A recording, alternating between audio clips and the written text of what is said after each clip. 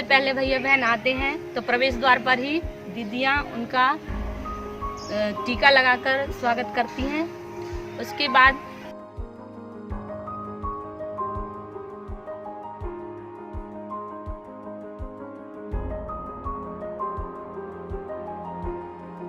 हवन की तैयारी करते हैं, दीदियों का सहयोग करते हैं, जैसे फूल तोड़ना, झाड़ू लगाना, आसन बिछवाने में, शमीधा इकट्ठा करवाने में सभी भैया बहन दीदियों का सहयोग करते हैं। उसके पश्चात भैया बहन अपने पदवेश अपनी जगह उतारते हैं और अपने अपने बैग अपनी अपनी कक्षाओं में व्यवस्थित रखते हैं। वंदना होने से पूर्व उसकी तैयारी करवाने में भैया बहन दीदियों की सहायता करते हैं, जैसे थाली लगाना पूजन की, फूल तोड़ के लाना, दीपक तैयार करना, ये सब सहयोग भैया बहन दीदियों को करवाते हैं। वंदना में सबसे पहले चौपाइयाँ दोहराना, दीप मंत्र करना, सरस्वती वंदना करना, ये सब दोहराते हैं। चित्र पुस्तकालय का, उसमें चित्र पोथी द्वारा भैया बहनों को विभिन्न प्रकार की चीज़ों से अवगत कराया जाता है, जैसे फल फूलों की पहचान, सब्जियों की पहचान या रसोई बर्तनों की पहचान। एक एक चित्र पोथी में विभिन्न प्रकार के चित्रों के माध्यम से भैया बहनों को पढ़ाया जाता है। उसके पास ज्ञान प्रयोगशाला का, उसमें विभिन्न प्रकार के प्रयोगों से भैया बहनों को अवगत कराया जाता है, जैसे छोटा बड़ा, डूबने तैरने वाले, मोटा पतला, सुगंध वाले, ये विभिन्न प्रकार के छोटे छोटे प्रयोग के माध्यम से भैया बहन धीरे धीरे आगे चलकर बड़े प्रयोग कर सकते हैं। इसलिए उनको छोटी सी विज्ञान प्रयोगशाला में ये छोटे छोटे प्रयोग कराए जाते हैं। उस वस्तु संग्रहालय का, वस्तु संग्रहालय में विभिन्न प्रकार की वस्तुओं से उनका परिचय करवाना, जैसे विभिन्न प्रकार के अनाजों से उनको इकट्ठा करके उनमें वर्गीकरण करवाना, या विभिन्न प्रकार के देवी देवता हैं उनका परिचय करवाना। इस तरह से हम विभिन्न प्रकार की वस्तुओं का परिचय वस्तु संग्रहालय में भैया बहनों को करवाते हैं।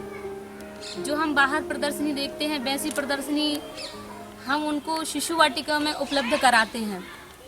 जैसे विभिन्न प्रकार के शस्त्र हैं, शस्त्रों की पहचान उनको करवाते हैं। विभिन्न प्रकार की वेशभूषा हैं, विभिन्न प्रकार के मुखौटे हैं, जो उनको एक एक करके हम सब भैया बहनों को पहचान करवाते हैं।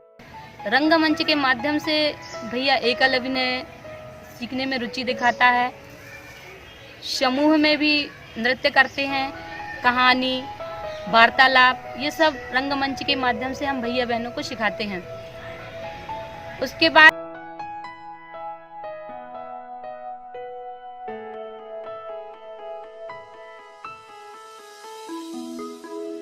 भोजन अवकाश में करने से पूर्व भैया बहन भोजन मंत्र करते हैं, और भोजन मंत्र करने के बाद गौग्रास निकालते हैं। भोजन करने से पहले गौ माता के लिए गौग्रास निकालते हैं। गौग्रास निकालने के बाद फिर भोजन करते हैं। घर का माहौल कैसा हो ये बताते हैं। जैसे घर में एक मंदिर होता है तो घर के माध्यम से हम उनको पूजा पाठ में कैसे सहयोग करना अपने माता पिता का, वो सिखाते हैं। घर में गौशाला होती है तो गाय की सेवा कैसे करना, घर में अपनी रसोई कैसी हो, रसोई में क्या क्या सामान होना चाहिए, वो सिखाते हैं। उसके बाद बहन का जो बल है, पराक्रम है, शौर्य है, उसको प्रकट करने के लिए हम क्रीड़ांगन में बाहर लाते हैं। बाहर भैया बहन खेलते कूदते और बहुत खुश रहते हैं। क्रीड़ांगन में रस्सी कूदना, संतुलन बनाना, मकड़ी जाल पर चढ़ना, पर्वत पे चढ़ना, फिर कूदना, चिड़ियाघर के माध्यम से विभिन्न प्रकार के जानवरों का परिचय करना, उनके खान पान का परिचय करना, उनके रहने के आवास जानना, ये सब चिड़ियाघर के माध्यम से उनको जानकारी मिलती है। उसके बाद शिशु मंदिर विद्या भारती संगठन की योजना है। शिशु वाटिका एक जन आंदोलन है। 0 से 5 वर्ष तक के शिशु की शिक्षा ही शिशु वाटिका है। शिशु वाटिका एक उपवन है जहाँ शिशु एक पुष्प है। हमारा ध्येय इस प्रकार के बालकों का निर्माण करना है जिसके मुख पर आभा, शरीर में बल, बुद्धि में पांडित्य, आचरण में सद्गुण, जीवन में स्वावलंबन, एवं हृदय में देश की माटी व कर्तव्यों के प्रति श्रद्धा के भाव जागृत रहें, जिससे वह घर का दीपक व जग का दिवाकर बनकर सदा जगमगाता रहे। शिशु वाटिका में घर ही विद्यालय, इस सिद्धांत पर विद्यालय संचालित कर शिशु को खेल खेल में मनोरंजन के साथ, मौज मस्ती के साथ, हंसते गाते खेलते कूदते शिक्षा और संस्कार देने की व्यवस्था है। शिशु वाटिका में आने वाले बालक की शिक्षा संस्कारनिष्ठ और अनौपचारिक होती है। उसमें पाठ्यक्रम, पाठ्य पुस्तक, गृहकार परीक्षा आदि नहीं होते हैं। बालक का चरित्र यहीं गढ़ा जाता है, यहीं उसमें बीज डाले जाते हैं। शिशु वाटिका में 12 शैक्षिक व्यवस्थाओं द्वारा शिक्षण कराया जाता है।